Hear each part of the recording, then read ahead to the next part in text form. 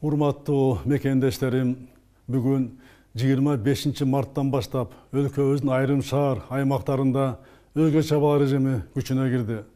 Ушуга байланыштуу сиздерге кайрылып жатам. Дүйнөдө коронавирус инфекция тарай баштаган мезгилден тартып, кырдаалды көзөмөлгө алганбыз. Коопсуздук кеңешинин жабык жана ачык тартипте бир нече ирет жыйын өтүп, бул маселе менин жеке көзөмөлүмдө. Ошол активдүү чаралар өлкөдө кырдаалды көпкө чейин туруктуу кармоого мүмкүндүк берди.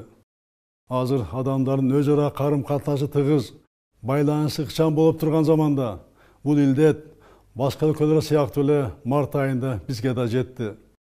Коронавирус илдетинин жайылышына жол бербөө үчүн өткөнүн бүткүл аймагына 22 марттан тарта өзгөчө кырдаал режимин киргиздик. Бирок эрежелерди бузган, тартипти сактабаган учурлар катталууда. Коронавирусту жайылтпоо үчүн мындан да катуу чараларды кабыл алуу зарылдыгы жаралды. Ошондуктан конституциялык укугума таянып, Жалал Абад, Ош, Бишкек шаарларына жана Сузак, Ноокат, Кара Суу райондоруна 25 марттан 15 апрелге чейин өзгөчө абал киргизүү жөнүндө жарлыкка кол койдум. Жарлыкка ылайык жарандарыбыздын журум-турумун, мекемелердин иштөөсүнүн өзгөчө режими киргизилет. Милдетти түрдө санитардык эпидемиологиялык иш-чаралар өткөрүлөт. Урматтуу мекендештерим, өлкөдөгү өзгөчө кырдаал жана аталган аймактардагы өзгөчө абал жашоо турмушубузда айрым ыңгайсыздыкты, бир кыйла чектөөлөрдү жаратат. Мекендештерибизден тартипти темирдей бекем сактоо талап кылынат.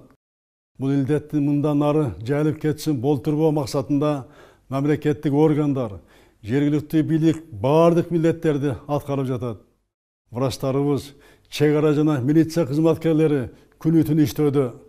Бул аракеттер коомчулук тарабынан, ар бир жаран тарабынан колдоого алынбаса ийгилик болбойт. Биримдик менен гана натыйжага жетебиз. Биздин ден соолугубуздун сакчылыгында тургандарды, урматтуу мекендештерим, баарыбыз колдошубуз керек. Эпидемиологиялык кырдаалдын начарлоосуна жол бербей, өзгөчө кырдаалдын жана өзгөчө абалдын талаптарын кынтыксыз аткаруу, алардын эмгегине чоң колдоо болот. Дүйнө жүзүндө вакцина табуу үчүн тынбай изилдөөлөр жүрүп жатат. Бирок азыр коронавирус илдетине каршы бир гана эффективдүү каражат бар. Бул тартип, биримдик, санитардык гигиеналык талаптарды так сактоо. Бүгүнкү чоң сыноо келген күндөрү тартипти сактоо ар бирибиздин атуулдук милдетибиз. Өзүңдүн гана эмес, мекендештериңдин, балдарыңдын ден соолугу, өмүрү, келечеги үчүн, жалпы коомдун саламаттыгы үчүн жоопкерчилик. Бул илдет мага келбейт, сактанбай деле койсом болот деген кенебеске жол берүүгө укугубуз жок. Үйдөн чыкпай, гигиеналык эрежелерди бекем сактап, жолугушууларды токтотуу зарыл. Чет өлкөдөн келгендер обсервацияда же дарыланууда болсоңор, өзүн билемдик менен ал жерди таштап кетүүгө тыюу салынат. Илдетке чалдыккандар менен байланышта болгондор издетпей, телефон аркылуу өзүңөр кабар бергиле. Үйдө карантин эжесинде бекем сактаңыздар. Ким бул талаптарды аткарбаса, өзүнө гана эмес, жалпы элге жасаган кыянатчылыкка барган болот. Мындай жоопкерчиликке каршы катуу жаза колдонулат. Элибизде бекеринен Кудай да сактанганды сактайт деп айтылбайт. Урматтуу мекендештерим, эл аман болсун, эл арасында мен аман болоюн деген тилектештик менен жашоонун мезгилинде турабыз. Баарыңыздарга кайрылам. Кары жаш дебей, ээлеген кызматына карабай, бул илдетке каршы күрөшкө биригүүбүз абзел.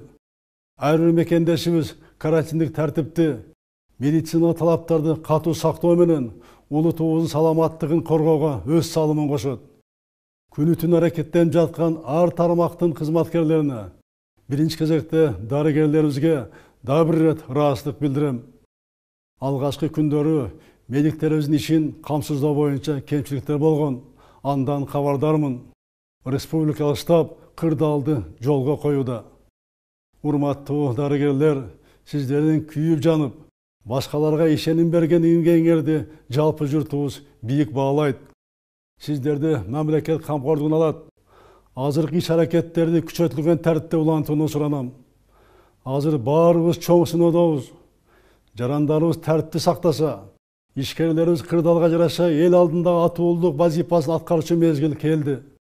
азык-түлүктүн, Дары дәрмек жана башка эл муктаж буюмдардын баасын жогорулатпаган эмгегиңерди элибиз жогору баалап алат. Азыркы экономикалык оор абалда өкмөт кичи жана орто бизнестин өзгөчө шартты иштөө алгоритмин иштеп чыгат.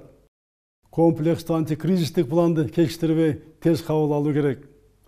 Күнүмдүк зарыл товарларды ташууларга жашыл коридорлорду камсыз кылуу талап кылынат. Тобокелчилик зонасына кирбеген ишканаларды текшерүүлөрдү токтотуп туруу азыркы учурдун талабы. Зыянга учураган ишкерлердин кредиттеринин мөөнөттөрүн узартуу, штрафтарын токтотуу чечим кабыл алынды. Саясий, мамлекеттик ишмерлерди, массалык маалымат каражаттарын, жарандык активисттерди сөзгө абдан аяр мамиле кылууга чакырам. Такталбаган маалыматтардын таралышы маалыматтык коопсуздукка кедергисин тийгизет. Ошондуктан мамлекеттик штабтардын гана билдирүүлөрүнө таянып, коомдук дүрбөлөң салган маалыматтарды таратуудан алыс болууну өтүнөм. Урматтуу мекендештерим, учурда мамлекеттик органдар илдетке каршы жана экономика көйгөйлөрдү чечүү үчүн бардык милдеттерди аткарып жатат. Кырдаал катуу көзөмөлдө турат.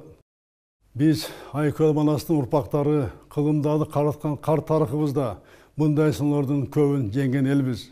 Буйруса, Кудайдын колдоосу менен элибиздин биримдиги, бекем тартиби менен бул сыноону да жеңебиз.